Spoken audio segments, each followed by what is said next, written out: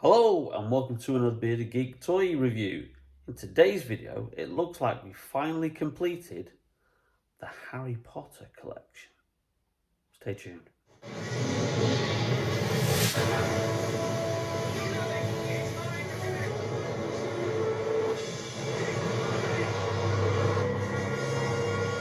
Welcome back to the channel, and as I said in the introduction, it does look like we've actually completed a wave of figures. These are the McFarlane Harry Potter Series 1 figures. Unfortunately, it doesn't look like we'll ever get the Series 2 because it looks like these figures didn't actually sell in great numbers or weren't successful, and I think the wave has since been cancelled. But there were 4 figures in the wave, and back when I started the channel, I bought these 3 figures: Ron, Harry and Hermione from the Harry Potter movies.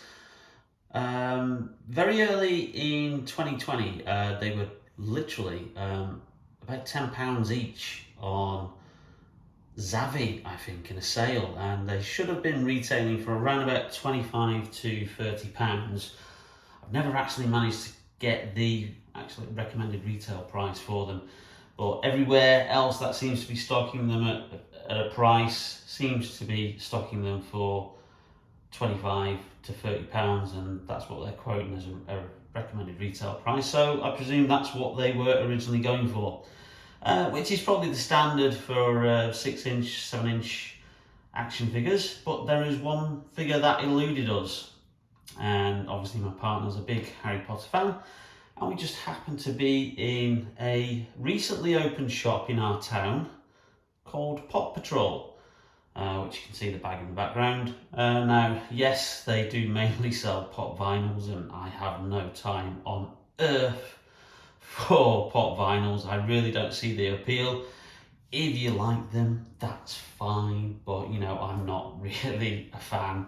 They don't float my boat in any way whatsoever. But on the shelf, sitting there next to a Ron and Harry Potter figure, was the final figure in the wave, Lord Voldemort, or He Who Shall Not Be Named, at a lovely price of $14.99. Yes, I've left the price on there. But yeah, this is the final figure in this collection. As you can see, it was made up of 4 figures there on the back of the packaging: Harry Potter, Hermione Granger, Lord Voldemort and Ron Weasley. You can get a Buckbeak, but as I said in the previous review of these 3 figures, that Buckbeak is not to scale. It's like a miniature version, which is a bit of a shame. So these were made by McFarlane Toys, I think way back in 2019. And like I said, they weren't exactly successful in retail, and it's a huge shame because I really do think there is potential for a Harry Potter action figure range. You know, I've been to the Wizarding World of Harry Potter studio tour in just outside of London, near Watford. They have a great amount of merchandise, but they didn't have these on the shelves, which I find really surprising, because I think they would have sold like gangbusters, because, you know, some kids like action figures. Harry Potter fans, I think there's a certain contingent of Harry Potter fans who like action figures. Also, on the recent trip to New York, we went to the recently opened Harry Potter store. That's just off 5th Avenue, which is all Harry Potter merchandise, dedicated completely to Harry Potter. And again, they didn't have these on the shelves anywhere. So I really do think that, you know, they're missing a trick here with these not producing further figures, and, you know, giving perhaps these action figures a bit of a relaunch, because I really do think they would be successful and take off. But in the meantime, there's a brief look at all the packaging in there. McFarlane Toys, it's in the standard white and gold packaging that you get with most Harry Potter merchandise. You know, the Wizarding World logo there, Harry Potter logo at the top. So without further ado, let's crack the figure open and have a closer look. Just before we look at the figure in a bit more detail, there's a lovely background image on the inside packaging, which is of the shield of that covered Hogwarts in the Deathly Hallows being destroyed, as obviously Voldemort and the rest of his followers attack Hogwarts School for Witchcraft and Wizardry. Nice little image there. So just as the previous figures in the wave came with some accessories, mainly the wand and their Patronuses, so does Lord Voldemort. He comes with a wand, which is the Elder Wand there, which obviously he goes on a murderous search for and steals from the grave of Dumbledore. Sorry if these are all spoilers and you've never experienced Harry Potter at all. You know, I'm just going off what's in the films. I didn't really read all the books. Like I said, my partner is a huge Harry Potter fan, and basically whenever either myself or my son have any questions about Harry Potter, we go to her for the answers. So, as I've said, it comes with a stand as well, which the other figures did as well, and I didn't utilise those stands when I put them on display because they kind of like stand fair enough anyway, but we'll see what he's like on his feet, because out of those three figures there, I would probably say Harry's the most precarious one for not standing too well. It also comes with his pet familiar, the snake Nagini, which looks like you've got some display stands at the top there for you to pose Nagini in a certain way. So let's get all these cable ties cut and get them out of this very noisy packaging. Now, the first thing that strikes me taking the figure out of the packaging is something that I actually didn't realise. He comes with a cloth cape, the only figure that doesn't have clothes in the moulded plastics that you get with the other three figures. Now, here's the Elder Wand, nicely sculpted there for him to hold. So that's the first accessory, and then you've got obviously his familiar Nagini, his pet snake. Now there is some articulation in this, so you can have Nagini posed in a variety of ways. So depending on how you want him to appear, I'm sure there's a lot of different options there. You could have him like that. You could have him a bit further down, a bit more prominent. Like I think he actually looks better like that, more coiled and ready for attack. But the detail on this guy is very, very good. If you're afraid of snakes, you're not gonna like this accessory. But the detailing on that, and also the paintwork, is amazing on this creature. But I suppose I would feel the same if they came with a big Aragog the spider, because you know, snakes don't bother me at all. Spiders do, even though Spider-Man is my favourite superhero. Go figure that one out.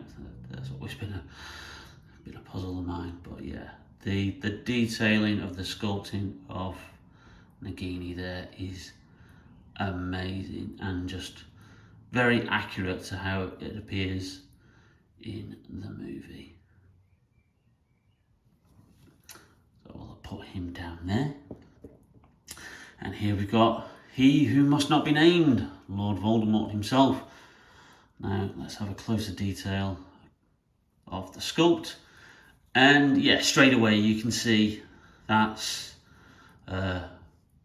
Rafe Fiennes. Honestly, mate, get over yourself. You called Ralph. He likes to go by the name of Rafe. But yeah, that is Voldemort in a nutshell. A very good, accurate sculpt, and some nice detailing on the top of the head with the veins as well, going around and throughout. I'll just try and go out of focus a little bit there. But as you can see there, There's not much going on underneath. It's kind of like a standard action figure body. So I don't know what Voldemort actually wore underneath his robes, but I suppose you don't really need to know that because that's not part of the film series. So you've got these wonderful flowing robes, which do give it an added kind of sense of menace to it, I think.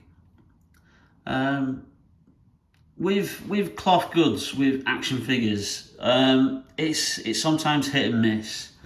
Sometimes the cloth goods don't go well, and you think that they should have gone with moulded plastic instead. And then sometimes they go with moulded plastic, and you think it would have been better with like a cloth goods cape situation. But in this particular figure, I think they've nailed it straight away. Yeah, the cloth goods figure looks really, really good. It does add that. So let's just put the wand in there. I may have to just put it through there.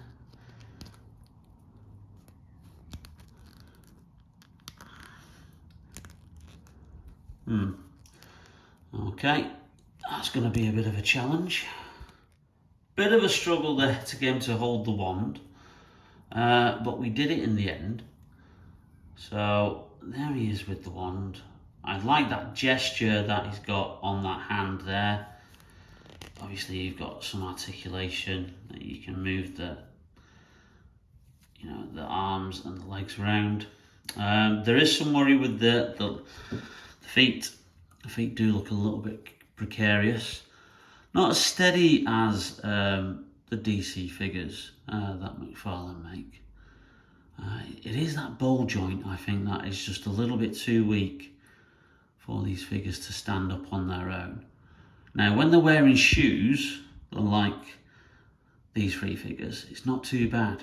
But when bare feet, we did have a bit of trouble keeping him on his feet like that.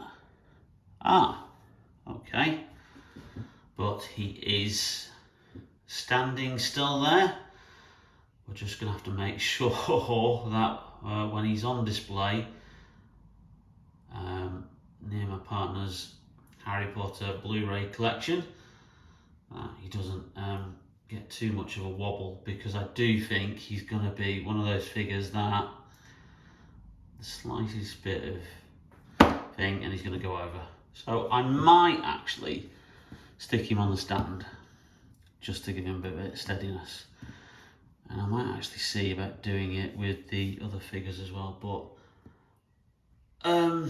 these are not my figures. These are my partner's figures. She's the big Harry Potter fan in the household. She bought this Lord Voldemort figure. I'm just doing a review for the channel. But even I am impressed with this figure. As I said in my previous review, Ron and Hermione were great likenesses. The likeness of Daniel Radcliffe on the Harry Potter figure was a little bit hit and miss, but I do think that's mainly because of the glasses issue that you've got on that particular figure. Because the glasses, by their design,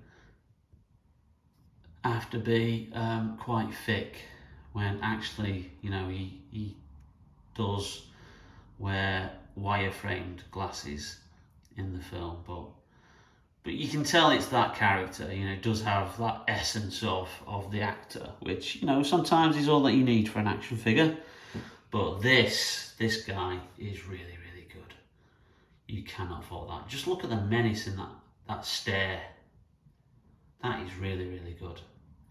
If you find these figures around and you're a Harry Potter fan, I would snap these up, because I don't think, as I said at the beginning, we're going to get any more figures from McFarlane from this Harry Potter range. I do think they've basically put it to bed, which is a huge shame when you think of all the characters that you could do in this action figure range. And surely there's an audience out there, even if you just put the stock of these action figures, like I said, in the Harry Potter Studios tour, in the New York Harry Potter store, in the Wizarding World Harry Potter theme parks that are at Universal Studios in Orlando, Hollywood and Japan. You know, if you had stock exclusively for them, I think they would sell.